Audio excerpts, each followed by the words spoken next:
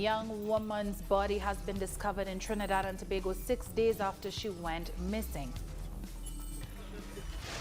The World Health Organization confirms third Ebola case in the Democratic Republic of Congo.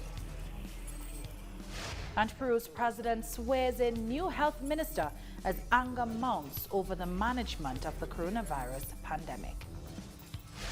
Hello and welcome to teleSUR. I'm Doris Polo in Quito, Ecuador, and this is from the South. Trinidad and Tobago held its breath when a woman disappeared after boarding what she believed to be a taxi in Arima in the east of the country on January 29th. The body of 23-year-old Andrea Barrett was discovered 6 days later down a cliff, sparking outrage and calls for greater protection of women. Since then, the incident has placed the nation on an emotional roller coaster, with protests outside the parliament demanding change. Candlelight vigils were also held across the nation, with the latest taking place on Friday night.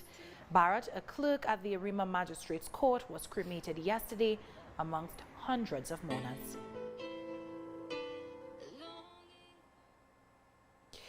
Haitian political parties have officially received copies of a draft constitutional reform bill for their evaluation. The Minister of Electoral Affairs, Matthias Pierre, announced the delivery of the draft to 94 political organizations. The bill addresses the establishment of a presidential system, which includes the replacement of the Prime Minister by an elected Vice President and the dismantling of the Senate to be replaced with a single-chamber National Assembly. The bill also allows access to governmental and legislative positions for Haitians living abroad and authorities holding multiple nationalities. The final vote on the bill is scheduled for April 25th. In other news, political differences between Kenya's President Uhuru Kenyatta and his deputy William Ruto came to the fore again on Friday. At a political rally, Kenyatta dared Ruto and his allies to resign if they are not satisfied with the current administration. Without mentioning names, the president told a crowd of supporters that one cannot continue to insult people while also taking credit for the government's success. Kenyatta and Ruto fell out following the decision by the head of state to mend fences with opposition leader Raila Odinga. Media reports indicate that Ruto's allies are planning a mass walkout from the ruling party. At least 3 people have been killed and 8 others wounded after a car bomb went off near a security point in Somalia's capital, Mogadishu. Witnesses said they heard gunfire and saw police officers chasing after a vehicle suspected to be carrying Al-Shabaab fighters before it crashed into other automobiles and exploded. Mogadishu is regularly targeted by the Al-Shabaab group linked to Al-Qaeda, who have been carrying out a long and violent insurgency seeking to overthrow the internationally recognized government. I was at the checkpoint of Villa Somali near Sayedka Junction, and I saw a car with explosives speeding towards the checkpoint, and then I heard bullets being fired at the car. The car went off as soon as it hit a tuk-tuk vehicle close by. I saw more tuk-tuk vehicles and cars that burned after the blast, and I also saw a severely wounded man who later died on the site of the attack. I only saw one dead body. Moving on, authorities in the Democratic Republic of Congo have confirmed a third Ebola case in the North Kivu province. According to the Ministry of Health, the new case was found in Butembo, a city of 1 million people and the epicenter of the major outbreak of the disease that was declared last June after nearly 2 years. On February 7th, authorities announced the resurgence of the virus after a woman died a few hours after testing positive for the disease. She was married to a survivor of the previous outbreak. A new outbreak would be Congo's 12th since the virus was first discovered near the Ebola River in 1976. The national minister announced to the national and international community that that is the 12th epidemic or the 12th case of the Ebola epidemic. Staying in Africa, Nigeria is getting tough on coronavirus rule breakers by fining and sentencing individuals to jail in a new outdoor mobile court in the capital, Abuja. Back in January, President Muhammadu Buhari signed a new law ordering a 6-month jail sentence for those disobeying the guidelines. In Africa's most populous country, face masks are compulsory in public spaces and social distancing is advised.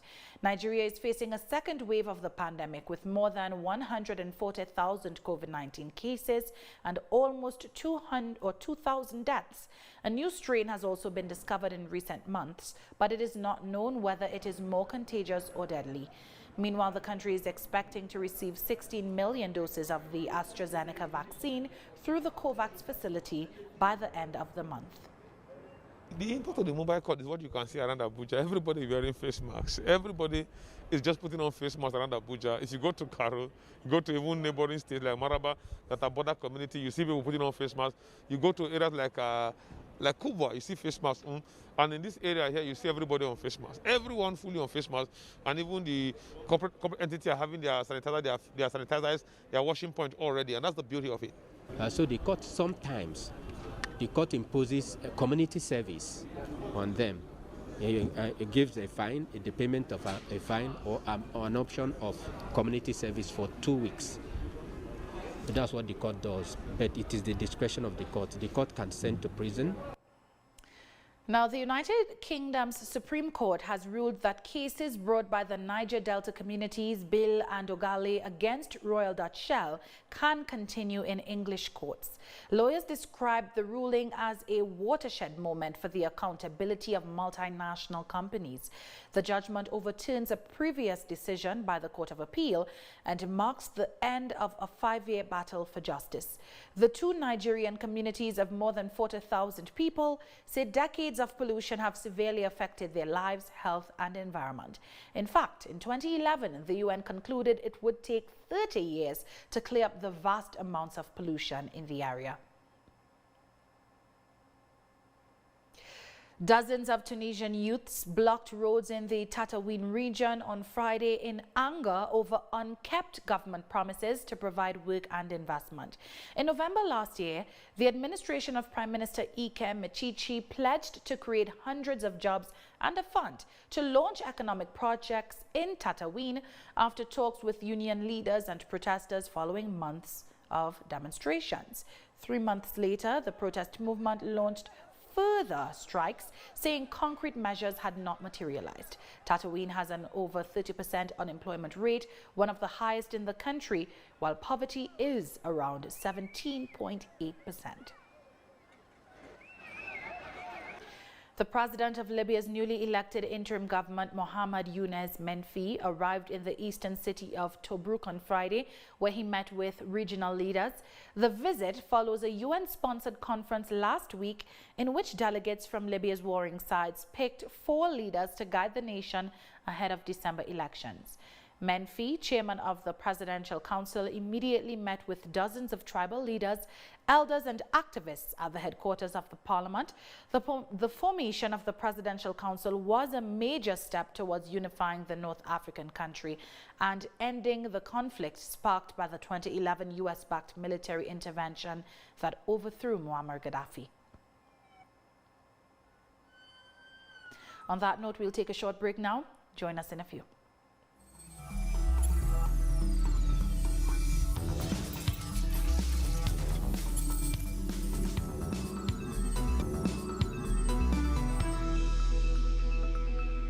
Welcome back. Former Peruvian Health Minister Oscar Ugarte has taken up his old role again after his predecessor resigned over claims that a former president was vaccinated against COVID-19 long before the jab was available to the public. Ugarte, a physician who had served as health minister from 2008 to 2011, was sworn in again on Saturday and thus became Peru's 5th health minister in less than 12 months. He succeeds Pilar Mazzetti, who had served as health minister since July. She resigned on Friday, days after a newspaper reported that former President Martin Vizcarra had been vaccinated in secret back in October, just weeks before he was impeached and removed from office. In Ecuador, the contenders for the presidential runoff against Andres Arauz, Guillermo Lasso and Yaku Perez have agreed to ask the National Electoral Council for recounts in 17 provinces. In the midst of a tight race for second place following the first round of voting, in which Lasso beat Perez by 19.7% and 19.3%, both candidates agreed to request a recount of the votes. Lasso stated that the move would be above partisan interests. Meanwhile, the Cotopaxi Indigenous and Rural Movement announced its rejection of any pact between the right-wing candidates who have both made allegations of electoral fraud. Based on the factual documentation of the evidence that we have from a single ballot through to the original vote counts to the computer system, they tell us exactly the opposite. We have serious and substantiated doubts, and we could say even evidence regarding this process that you, Madam President, said is democratic. That is why I have said clearly, and I repeat now, I support the proposal of the candidate, Yaku Perez, to the effect that within the framework of the law, the counting of the votes will be conducted within the framework of the law. More than 3 million votes consolidated the victory of Ecuador's presidential candidate for the Union for Hope coalition, Andres Arauz, in the general elections held on February 7th. According to data from the National Electoral Council, Arauz obtained 3.77 million votes, which represents 32.20%. He is heading to the second round, scheduled for April 11th, with a 12-point advantage over his closest rival. Over to Venezuela, the United Nations Human Rights Rapporteur, Elena Duhan, presented a preliminary report detailing the negative effects of unilateral sanctions imposed by the United States. During a press conference, the UN official explained that she determined, after holding meetings with different sectors, that the U.S. blockade affects the development of the country. She also noted with concern that the blockades applied against the Bolivarian Republic, its institutions and assets abroad violate international law. Secondary sanctions or the fear of them.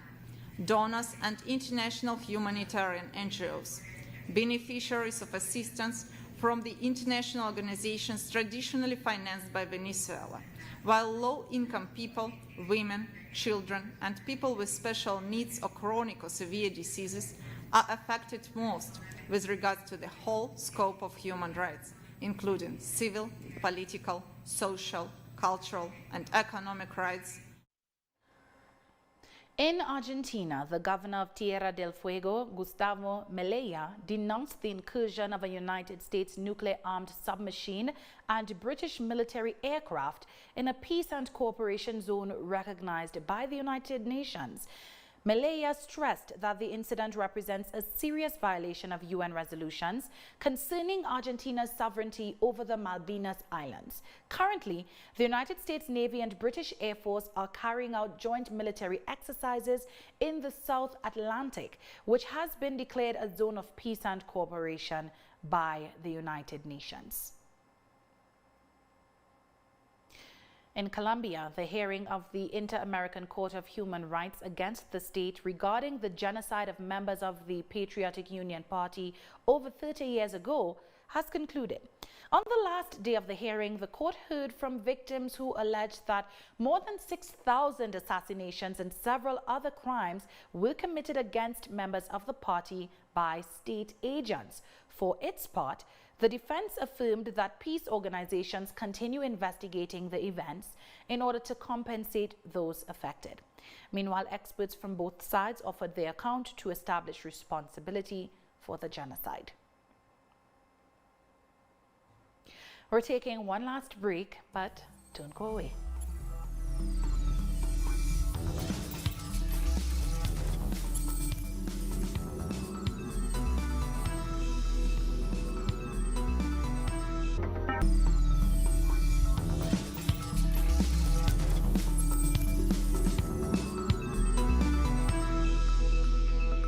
Welcome back. Opposition against Myanmar's new military regime intensified on Saturday as spontaneous neighborhood watch groups mobilized to thwart the arrest of anti-coup activists. Since taking the country's leader Aung San Suu Kyi and her top allies into custody on February 1st, troops have stepped up arrests of civil servants, doctors, and others joining strikes calling on generals to relinquish power.